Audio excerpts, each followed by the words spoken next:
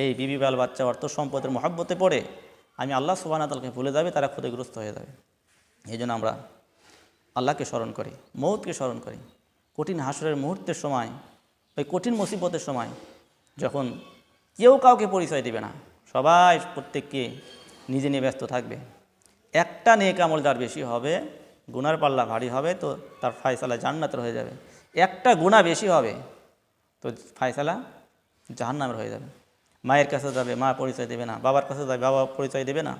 তো এই কঠিন মুহূর্তের সময় আমাদের শুধু নেক আমলই কাজে আসবে। এই জন্য বেশি বেশি নেক আমল করার চেষ্টা করি। এই জন্য আমরা আল্লাহ সুবহানাহু ওয়া তাআলা তার কালামুল্লাহ শরীফের ভিতরে নবী আলাইহিস সালামকে দুনিয়ায় পাঠিয়েছেন যুগের পর যুগ মানুষদেরকে সতর্ক করার জন্য। এখনও ওলামায়ে কেরাম ওয়াজ নসিহত আমরা শুনি ওলামায়ে কেরামদের মুখে, তারা সতর্ক করে দিতেছেন। তো এই জন্য আমরা সতর্ক হই। এরপরেও যদি আমরা সতর্ক না হতে পারি তো আমাদের কপাল পড়া, আমরা হতভাগা, আমরা বঞ্চিত। এই জন্য মৌতকে বেশি বেশি স্মরণ করি। ছেলে মেয়ের মায়ায় পইরা গো ডাকলি না মহলা রে,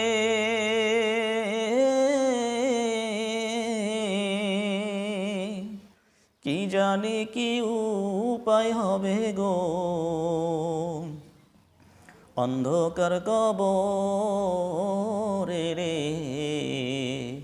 ওরে জীবন গুনায় গুনায় গেল রে। এই জন্য অন্ধকার কবর আমার আপনার সামনে আছে। এই জন্য নিজের আমলকে সংশোধন করি। আমার প্রত্যেকটা নেক আমল ফেরেশতাদের খাতায় লেখা হইতেছে, প্রত্যেকটা গুনাহ ফেরেশতাদের খাতায় লেখা হইতেছে। এই জন্য আমি যেরকম আমল করবো বাস সেরকম আমার ফয়সালা হবে। হযরতে মালিক ইবনে দিনার রহমতুল্লাহ আলাইহি তিনি প্রথম জীবনে অত্যন্ত গুনাহগার ছিলেন।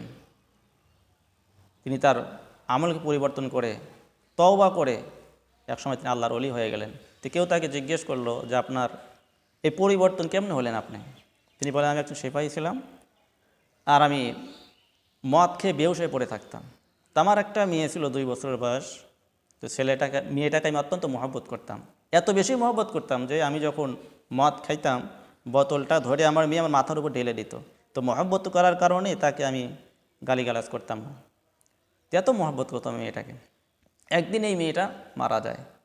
আমি ওর আফসোস এবং শোকাহত অবস্থায় ঈশার নামাজ না পড়েই মদ খেয়ে বেহুশ হয়ে ঘুমিয়ে গেলাম। ঘুমের ভিতরে স্বপ্নে দেখলাম হাসর ময়দান কায়েম হয়ে গেছে। সমস্ত মানুষ একত্রিত একটা মাঠে জড়ো হয়েছে। তো হঠাৎ আমি আমার পিছনে একটা আওয়াজ শুনতেছিলাম, অত্যন্ত ঘাবড়ায় গেলাম, কারণ আওয়াজটা অত্যন্ত ভয়ঙ্কর এবং বিকট ছিল। আমি যখন পিছন দিকে ফিরে দেখি একটা বিশাল বড় একটা অজগর সাপ আমার পিছনে ধাওয়া করতেছে। এত বড় বিশাল সাপ এত বড় হা করেছে যেন আমাকে গিলে ফেলবে। আমি বড় অস্থির ভয় পেয়ে গেলাম। আমি তখন দৌড়াইতেছিলাম, এই সাপের ভয়ে দৌড়াইতেছিলাম। দৌড়াইতে অনেক দূর যাওয়ার পরে দেখি একটা বৃদ্ধা মানুষ লাঠি ভর দিয়ে কোথাও রওনা করতেছিল, সুন্দর সাদা পোশাক পরে। তো বৃদ্ধাকে বললাম, চাচা মিয়া, পিছনে আমার সাপ আমাকে ধাওয়া করেছে, এই সাপ থেকে আপনি আমাকে বাঁচাইয়া দেন। বৃদ্ধা বলল, দেখো আমি তো অত্যন্ত দুর্বল আর সাপ তো অত্যন্ত শক্তিশালী, কাজেই এই সাপ থেকে আমি তোমাকে কেমনে বাঁচাবো? তুমি নিজেকে বাঁচানোর চেষ্টা করো, সামনের দিকে যাও, হয়তো কোনো সাহায্যকারী পেয়ে যাবে। আমি আবার দৌড়াইতেছিলাম, দৌড়াইতে কিছুক্ষণ যাওয়ার পরে একটা পাহাড় দেখলাম। তো পাহাড়ের উপর আমি লাফায় উঠলাম, কিন্তু পাহাড়ের অন্য দিকে আমি তাকায় দেখি, পাহাড়ের নিচ দিকে তাকায় দেখি জাহান্নামের আগুন ধাও ধাও করে জ্বলতেছে। এক তো পিছনে অজগর সাপ হা করে আসতেছিল, প্রায় আমাকে ধরে ফেলে এরকম অবস্থা। সামনে জাহান্নামের আগুন ধাও ধাও করে জ্বলতেছে। এই আগুনের ভিতর পড়ি ভাব এইরকম পড়বে, এইরকম উপক্রম হয়ে গেল। সাপের ভয়ে আগুনের ভিতরে ঝাঁপ দেবে, এইরকম একটা পরিস্থিতি যখন হয়ে গেল, আসমান থেকে ঘোষণা আসলো, তুমি জাহান্নামীদের অন্তর্ভুক্ত নও, কাজেই তুমি পিছন দিকে ফিরে যাও। আবার আমি পিছন থেকে দৌড়াইতেছিলাম। দৌড়াইতে কিছু দূর যাওয়ার পরে আবার দেখলাম সেই বৃদ্ধা চাচা লাঠি ভর দিয়ে। আবার তাকে বললাম, চাচা মিয়া, পূর্বে আপনাকে বলছিলাম আমাকে বাঁচান, এখনও বলতেছে আমাকে বাঁচান, এই সাপ আমাকে খেয়ে ফেলবে।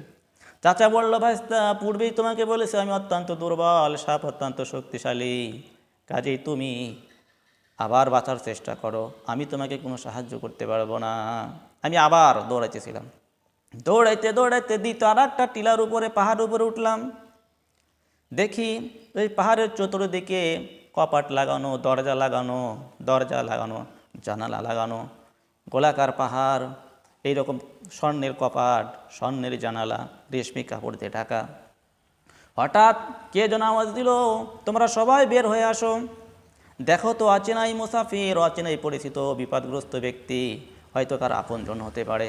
আমি লক্ষ্য করে দেখলাম আওয়াজ শোনার পরে অনেকগুলো ছোটো ছোটো বাচ্চারা বের হয়ে আসলো। হঠাৎ একটা মেয়ে বাচ্চা বললে, এই তো আমার বাবা, এই তো আমার বাবা।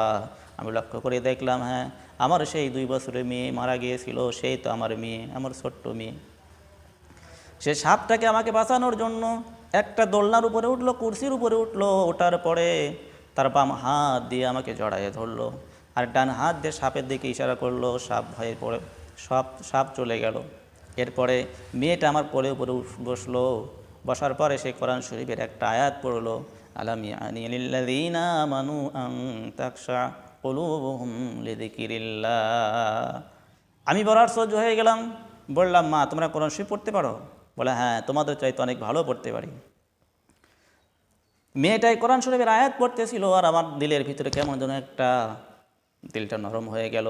আমি বলতেছিলাম যে, মা, এই আয়াতের অর্থ কী? সে বলতেছিল, আলাম ইয়ানি লিল্লাযীনা আমানু আন তাখশা কুলুবুহুম লিযিকরিল্লাহ। ঈমানদারদের ভিতরে যারা গুনার ভিতরে লিপ্ত আছে, আল্লাহর ভয়ে তাদের অন্তর বিগলিত হওয়ার সময় কি এখন আসে নাই? তা আমার মেয়েকে বলতেছিলাম যে, মা, এই যে তোমরা এখানে কি করে সবাই একত্রিত, এখানে কেন জড়ো হয়েছে? তা আমার মেয়ে বলতেছিল, বাবা, দুনিয়াতে যে সমস্ত নাবালেগ বাচ্চা, ছেলে এবং মেয়ে আমরা মারা যায়, সবাই এখান থেকে একত্রিত হই। আমাদের বাবা মা, আমাদের আত্মীয় স্বজন যারা বিপদে পড়ে, তাদেরকে বিপদ থেকে বাঁচানোর জন্য আমরা একত্রিত জড়ো হয়ে থাকি। বলতেছিলাম যে, মা, এই সাপটা কেন আমাকে তা করতেছিল? আমার মেয়ে বলতেছিল, বাবা, এই সাপ ছিল তোমার বদামল, গুনাহ করে করে এত বড় বানায় দিয়েছে, এত শক্তিশালী করেছো। এই সাপটা আজকে তোমার গুনাহ এত পরিমাণ শক্তিশালী হয়ে গেছে, বিশাল অজগর হয়ে গেছে।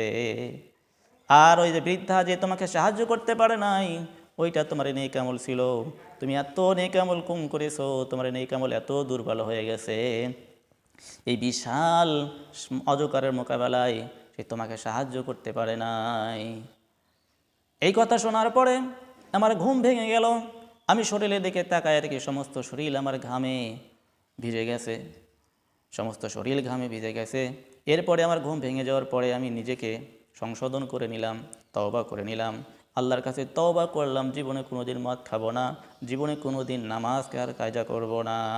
কারণ আমি গুনাহ এত পরিমাণ করেছি যে গুনাহ আজকে আমাকে বিপদ থেকে বাঁচাইতে পারলো না। কাল হাসরের ময়দানে যখন কঠিন মুসিবতের সম্মুখীন হব, ওই সময় কে আমাকে বাঁচাবে গুনাহ থেকে? কে আমাকে জাহান্নাম থেকে বাঁচাবে? আমার গুনাহ আমাকে জাহান্নামে পৌঁছায় দেবে। সেখান থেকে আমি সংশোধন হয়ে যাই, আর জীবনে নামাজ কাজা করি নাই। তো আল্লাহ সুবহানাহু ওয়া তাআলা এইভাবে আমাকে জীবনকে সংশোধন করে দিয়েছে। এই জন্য ভাই, আমার আপনার সামনে কবর, হাসর, বিজান, তো যেরকম নেক আমল করবো, আমার নেক আমল যদি শক্তিশালী হয়, তো আমাকে আমার নেক আমলের পাল্লা যদি ভারী হয়, আমার স্থান, আপনার স্থান জান্নাত হবে। আর যদি গুনার পাল্লা ভারী হয়, স্থান জাহান্নামে হবে।